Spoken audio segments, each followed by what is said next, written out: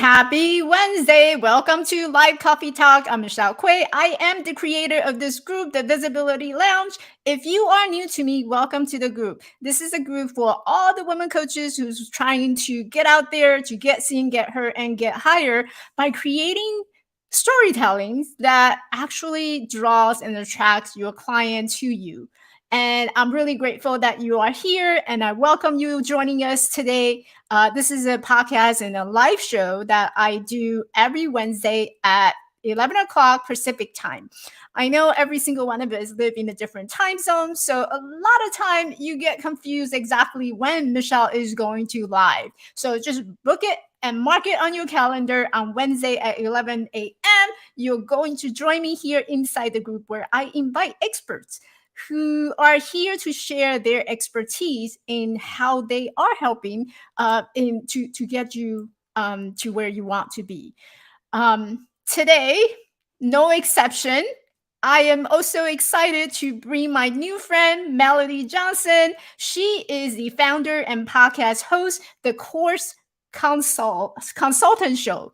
She helps visionary leaders to create, grow, and scale their recurring revenue with courses and powerful learning experience. She has a master's degree in instructional design, and she is a certified customer service manager. I met Melody through a Facebook group that we both belong to. And when I would put out the offer that I needed someone to teach our women coaches on how to create these courses so that you can attract the clients that you want into your space, how do you get people excited? Let's pick Melody's brain today and just bring her on to the show. Hi, Melody. Hi, Michelle. So excited to be here. Thanks so much for having me. I'm so excited that you are here because I remember when I was sending out and bringing out designing my course, I was struggling with how to put things together and how do I advertise it, how do I market it on social media so people would actually feel excited about wanting to buy and purchase the course. And when I came along your profile, and I'm like, yeah, she's totally my person, my go-to person I want to bring onto the show. So I really appreciate you coming on. Yes, thanks so much. I'm really excited to talk all about courses. Can you give us a little bit of background in terms of who you are, where you're from, and what got you excited? Yes. So I actually got started in the physical classroom. And so my journey to become the course consultant, which is what I'm doing today, actually started when I was a young child. I loved teaching people, I loved talking all about how to break down information. I was definitely a teacher's pet. And so I continued my journey and received my early childhood education units. I then started teaching preschool. I started teaching kindergarten, and then after some time, I realized that I wanted to teach adults. And so I went back to school, got my master's degree in instructional design. After that, I said, hey, you know what? I really feel like I'm moving around quite a bit. My spouse has a job that we move quite frequently. And so it made more sense for me to work from home. So I started freelancing, found that people really needed help building the curriculum, outlining their core concepts, and getting paid with their expertise. From there, I created a successful agency where I was helping large scale organizations and smaller business owners and consultants create their own courses and sell them. And after that, I decided, you know what, I really feel like there's something where I can impact people through courses. And that is what I do now. I help people who are just starting their journey for course creation all the way up to successful six-figure business owners who actually have a group coaching program and want to scale it even more with better curriculum. So that's really how I got started. And I know that there's so much to this that we can unpack today, Michelle. So that's where I'm coming from. I love it. I love it. I love, the word in terms of instructional design, because when I think back the journey of creating a course, I was really confused because I have in my mind exactly what I want to teach. But when it comes to designing, it's not my strongest thing. And I don't know how to approach it so that it makes sense. So can you just give us a little bit about what have you seen in terms of the struggle behind the course design for new coaches? Yeah, so I work a lot of the times with coaches and consultants who have a fabulous idea. Maybe they've written a book before, or maybe they have this desire to impact people at a greater scale. Because when you create for other people in a one on one offer, the way that you deliver information to a group or even to on demand, it's very, very different. And so, even just setting down the time to organize your ideas can feel very overwhelming. And so, what I always recommend, Michelle, is to actually take your big picture idea, right? Your big idea, that's the outcome. And I think of it really kind of like if you will, a target, right? So you have your big outcome. What is the thing that you want your student to walk away with? And a lot of times people think it's got to be 20 modules and there has to be a million workbooks and lessons in it, but in reality it's about breaking it down. So you have your big target goal, the outcome, what you want your student to walk away with, whether that's to create a website or to do freelancing or to build a coaching business. And then you break it down into smaller segments, or what I refer to as modules. And then breaking it down from the modules, we go down into the inner circle area, which is basically how you actually conduct the information, which would be the lesson, the video, and then we can get into the activities like the PDF downloads, the templates, and things like that. So really just taking that time to think big picture, let's bring it down from there and break it down into consumable bits of information. I love how easy it sounds. Lots harder to do though, right? I love how easy it sounds. And I remember when I was creating my digital course, I had this overall big picture. Where I was struggling is breaking it down into individual modules so that it doesn't feel very overwhelming. And I think as a creator, a lot of time, we think that I need to create a, I don't know, 20 minutes video or 30 minutes video in order to deliver the values. How would you recommend for someone to, like, really, once we break it down into the module, like, what are some of the things to look for? Yeah, so I really love what you just said, Michelle, because you said, we feel like we have to have this 20-minute video. But when I think about how we create beautiful experiences for our customers, what we really want to do is think less is more, right? So I have purchased, high ticket group coaching programs. I've hired people to do work for me and I've spent thousands of dollars. But when I actually look at what kinds of information have I gleaned, there are times when I've looked at a $47 course and have gotten so much immense value from that.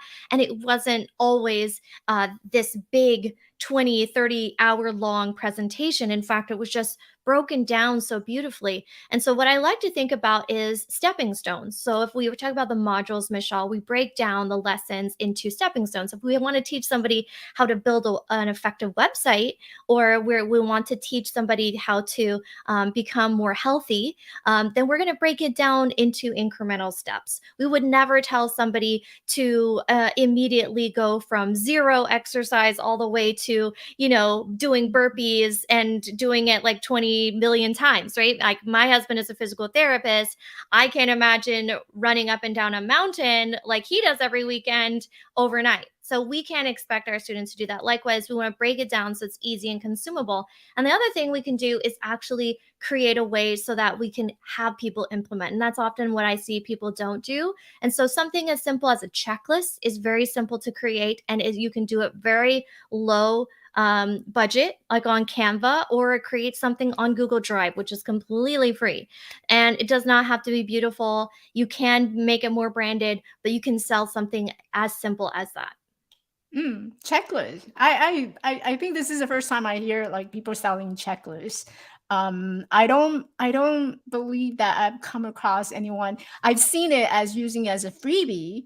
So let's say now that I have the course designed, so I'm breaking it down into the from the big picture to the smaller steps to the modules, and then I'm ready to launch it. What are some of the tips that you can share with us in terms of launching it? How do I actually fill up the seats and get people excited about it? Yeah, so there's three things that I definitely recommend. Getting people excited about your offer is the first step. And if you haven't started an email list, I really recommend starting now. So if you have the idea of launching a course 30, 60, or 90 days from this point, now is the time to start that email list. And you don't have to have a large email list of tens and thousands of people to make your marketing campaigns effective. And so what I recommend is either A, starting a wait list, and then B, telling people about what it is that you're going to create. So with a wait list, you can set people up and let them know this offer is coming and let them know that this program will be rolling out, and you can give them a general time frame. I have done that in the past, and I've pre-sold it by talking to people who seem to be interested in the topic. I've done also some pre-surveys where I've asked people, "Hey, do you mind filling out this quick form? It's going to help me create a program that I think will really benefit people who are interested in this topic." And then number 3 is to really use and leverage social media and brand awareness and product awareness before you launch. So while I think that beautiful sales pages and flashy marketing campaigns are very attractive, sometimes it can overwhelm people who are like myself, perfectionists. And so it's very important to think about just getting it out there, telling people about it before it's done, and letting go of your perfectionism. And when we do that, we can sell at a lower price point. We can tell people who are our contacts. We've built relationships with them beforehand via email or via social media, like via Instagram DMs, or creating some momentum via our pre-launch campaigns by setting up that wait list. And so these are the kinds of things that really can really do to build excitement, awareness, and when we actually go through the marketing process, we can tell people about it in a way that sets people up with enough information so they can make a buying decision. I love how you said to just tell people about it. And I think that was something that I wasn't doing for a long time, is telling people that, hey, I have a course. And it was the price I pay is that nobody knew about it, no one bought it, right? So there's that zero seats. I'm curious though, as you're walking your client through this whole course creation process, what can you walk me through the steps of how you work with clients?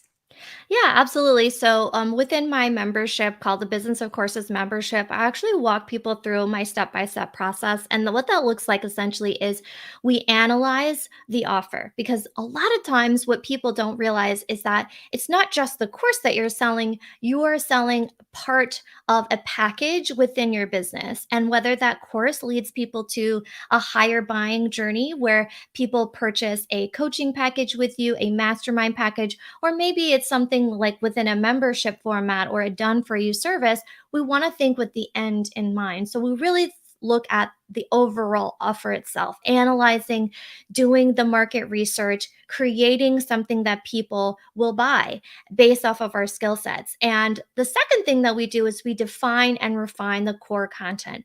Now, that might look like deciding on the price point, choosing the name of the product or program, and how it aligns with our overall buyer's journey, as Michelle, you've already shared in a previous episode.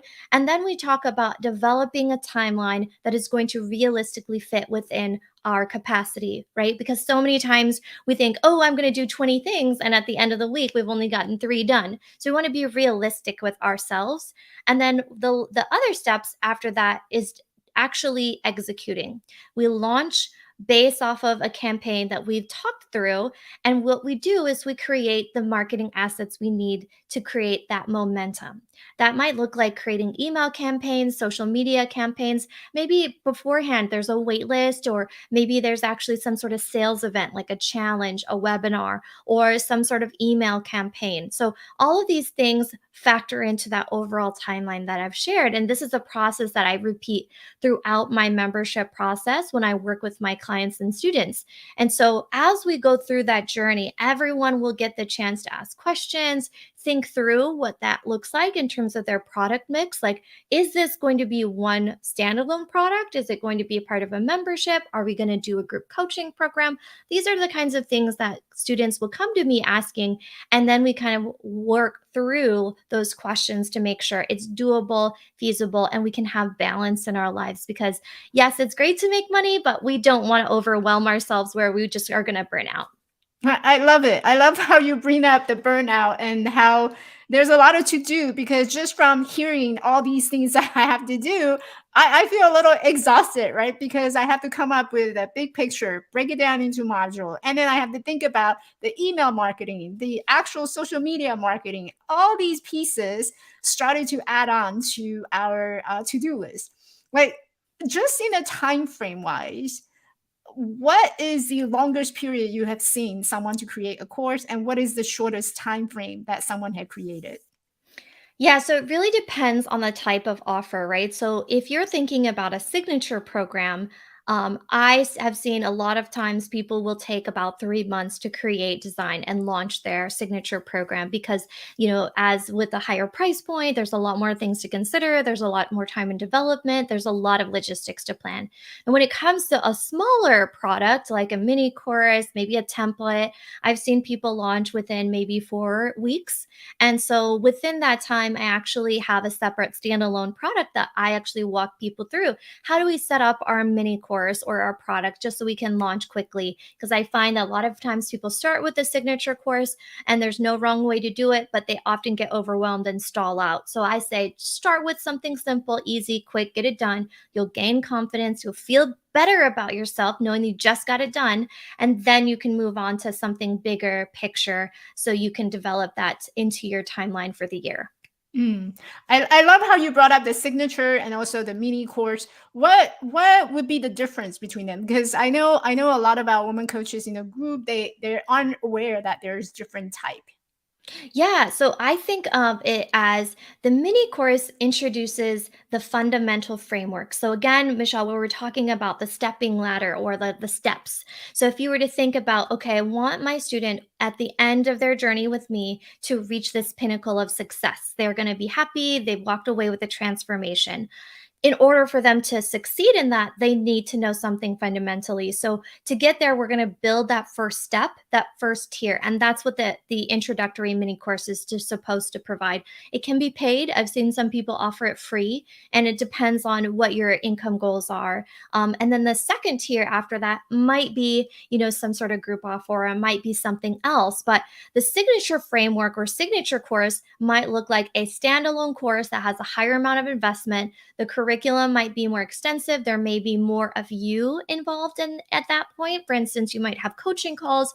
You might offer some sort of audits in the process. There might be a live version where there's actually a hybrid of live coaching and some on-demand curriculum that's available. And there might be an installment or payment plan involved with that. So it really just depends on what type of offer you want to provide. And it really looks different for other people. Some people's signature program is a group program. Some people's signature course is a standalone product. It really just depends on what you want to offer, your energy level, and the price point that you want to offer it at. I love how you're breaking it down to like this whole picture of what my offer can be, and that would determine what my call to action would be when I'm on social media. Am I offering a mini course? Am I offering a signature course? And how much time and energy do I put into that? What is the trend, Melody, for moving forward in the projected future that you see? Yeah, and I think that with courses, there are a lot of people who say, it's already been done. The topic that I'm interested in has already been covered. And so I really think it's important to understand and for the future is to create a way that allows your unique talents to shine. And that means that digging into your own personal skills and sharing about your experiences. And sometimes it looks like sharing about your professional resume. And oftentimes it also involves talking more about your personal story and your journey. You talk a lot about that, Michelle. And so I think that it's about really encompassing a true unique solution and approach and really sharing with people. So, and I shared with somebody this process. I'll give you an example of what I mean by unique approach. If someone were to say, I teach freelancers how to reach six figures from 0 to 6 figures in 10 months, I might say, okay, that makes sense, but I don't know how specifically that applies to me and if this specific approach works. That would be different if I were to say, I teach freelancers how to create six figures in revenue from Upwork or from booking people through Facebook or through Facebook ads. So the strategy is a little bit different there. And how I approached those two concepts was that I had a unique approach in the latter version. And so thinking through, like, what is that unique framework, right? Like, how do we work with people? And sometimes it takes a bit of time to uncover that in coaching with someone like yourself or in doing some inner work for yourself and discovering these skills that you know are there, but you just need somebody to call that out for you. Love it. I love it. And I love the fact that finding that uniqueness, it's really your bottom line selling proposition, because that's really making you what who you are and how you stand out. And I'm really curious, as you're describing all this process and how you're helping your students and your members, I'm curious, what was it like for you when you first created your course? Yeah, so so my first course was definitely not what all of my courses are now. My first course was a project that I completed for my master's degree, and I actually did a beta product. I sold it very low, like $47, and I had a bunch of entrepreneurs go through the process with me, and as I was going through it, I started realizing that the course I had created wasn't what they actually needed. And so after doing that, I started realizing I don't even want to sell this course anymore. I want to make a new course. And from that, I iterated a second course and that became a mini course. And then from there, I decided, you know what? I think I can make an even better course about this that's more specific to my process. And then that created what I now show as the digital product toolkit. And so it's very interesting to see how that iteration, it left me like 3 years later creating a course that I feel like actually comprises and like shares my unique framework. So it's a process and everyone will go through it. It might take you shorter than I did, but it's a process. Yeah. I remember when I first launched my course, it was very compact and very jam packed with all the, we talked about how long the video should be and how much information should I deliver. It was a lot of information delivered in a very short amount of time. People come back to me and they feel very overwhelmed. And I was charging like $47. It was really cheaper price, and I keep telling people that this is a founding member price and all that. And like you said, you slowly evolve in your course. Melody, what do you do for fun? You're doing all these things.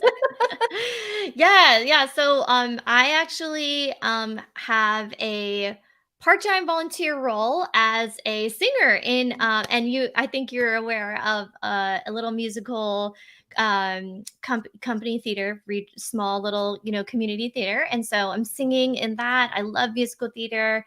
My husband and I love to travel when we can. I go to some conferences. I love seeing what other people are up to. And so I feel like I am pretty social. So I love, reading, theater, arts, so many other fun stuff. And my husband and I actually adopting a child this year. So we're excited about that prospect. We're excited about how that's going to make a change in our family dynamic. So it's going to be a really great year. I'm excited. I think I came across your singing post the other day, and you were doing a fundraising. I believe it was a fundraising, and that you did a karaoke sing Mhm. along, and you invited people to come and sing along. So ladies, if you haven't followed Melody yet, make sure you check her out and just follow her social media feed. It's like full of personality, and when you speaking about storytelling, like her profile is all about storytelling. There's a lot of things about her and how she bring like her joy to the world. It's just very attractive. It's very infectious to be on your social media feed. Yeah, yeah, and anyone can just, hop onto my personal Facebook profile. I share a lot of personal updates, life stories, and I do share about the business too, but I also feel like there's some fun things about life that we should, enjoy. It's not always about business as well, so. Yeah, yeah. And do you have you noticed that there's a lot of course creator nowadays more so than before the pandemic?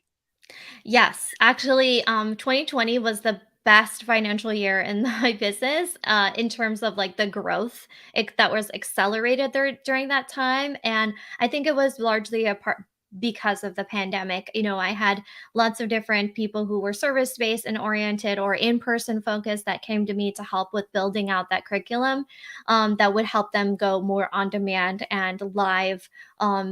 With a course. And I think that again, now the focus for me has been helping people who have courses make them better, helping people who really want to create a program be fully aware of what that looks like for them. Because I think what I really want people to know is that this is a journey. Like, you are not going to have the first course isn't even going to be the course that you fall in love with. That's going to be the course that takes you to $1 million overnight. We want to be able to help impact students' lives, makes them better, bring revenue into our business, and also feel good about the way that we conduct business, which doesn't always involve trying to do so many things or burning out. And so I think really holistically, what I want to instill in my students' lives and also in anyone who is trying to go into this world with course creation is just realize this is a learning process. And if we accept and allow ourselves to learn, we're going to set ourselves up for success because regardless of the outcome, we've learned something. Hmm. I love what you're saying about all the just holistically, how do we make this a process that we enjoy rather and seeing it as a journey. I know you have a freebie group that you invite people in. Tell me more about this group. Yeah, so I have a free Facebook group called the Inspired Courses, and it's basically a place where I chat with other people all about how to create, grow, and scale their online courses in their business. Whether you're a first-time course creator or an experienced course creator who wants to expand with recurring revenue, this is the best place for you. I also have a podcast and a live show as well called the Course Consultant Show, where I interview other course creators all about how to grow their businesses, help their students, and impact the world through their curriculum. And so it's a great place to connect with other people. I share lots of tips, feedback, and different things that you can do to grow your revenue through online curriculum. I love it. And I will make sure to include this in the episode notes so that ladies can check it out. Definitely follow her because her personality is just very, very contagious. Thank you. You as well. I loved all your stuff. Where can we find you if we want to work with you? Yeah, so you can just check out my website at thecourseconsultant.com. That's the best place for you to see what I'm up to. This is also has more information about my different products offerings and also if different live events because I do sometimes create in-person events as well as virtual events. Where are mostly your in-person event? I know people are like we're dying to get out there. Yeah, yeah. So I actually am going to be having a live event coming up in March, and I was just chatting with Michelle about it. I will be heading out to Social Media Marketing World, which is located in San Diego, California. That event is going to be a private rooftop dinner at a little cafe. It's going to be a lot of fun. It is free, but there's limited seats to that, and it's for other course creators. You can join me inside my Facebook group, DM me about it, and then the second event that I'll be hosting will be either sometimes in March or April, and that will be located within the Phoenix, Arizona area. So it is US centric, but like I said, even if you are global or if you're in a different state or you don't feel comfortable traveling, I do also offer lots of virtual check-in points as well as, just checking in with me on Facebook. I do, answer my DMs in case you have questions. Mhm. And all the information we can find it on your website. I went to your website. It looks beautiful, very vibrant, and like I can tell that yellow is really a happy color for you. And Yes. yellow was something that attracted me to your website, actually. Oh, thank you. That's so exciting. I love yellow. It's so fun. And had I known that there's a rooftop dinner, I would have signed up like in person for sure. I unfortunately I couldn't travel that to San Diego, so I signed up to the virtual event. Yes, it's gonna be great, and, it's I mean, regardless, I just really wanna connect with other people to talk and get to know them about their businesses, so it's gonna be a fun time and looking forward to connect with everyone. I love it. So one last time, Melody's Facebook group is Inspire Courses, and you can always reach out to her via her DM. But I will have all the information and links in the episode notes. Any last moment tips that you would like to share, Melody? Yeah, I think one thing I just wanted to share is that when it comes to launching your online course, even if you don't reach your enrollment goal, there's always ways to pivot. You can create a new freebie, you can take out some of the courses and make a mini course. This is all about learning what people want to purchase and also finding out what works for you as a business owner. So I give you permission to fail and learn from this process, but also to see that this is something you can do if you put your mind to it, and with the right support, you can have a wonderful course to help people. I love it. Great tips. Thank you so much, Melody. I feel like I have learned so much about the course creation myself here. I'm going to have to go back and watch the episode again just to make sure that I have all the tidbits from you. And I will definitely keep you in my network because, yeah, you never know. Absolutely. Thanks so much for having me, Michelle. Thank you so much for coming. I'm going to put you to the backstage and I will close up the show. Thank you. All right, ladies. So hopefully this is helpful for you to think about how you design your own courses, your workshop, your group coaching. And if you ever need help, the resources is always out there. So all you got to do is just raise your hands and ask. So hopefully this has been helpful. And please be sure to join me again next week on Wednesday at 11 o'clock Pacific time so I can bring you in another amazing guest and share their expertise in their area. So I will see you soon. Bye.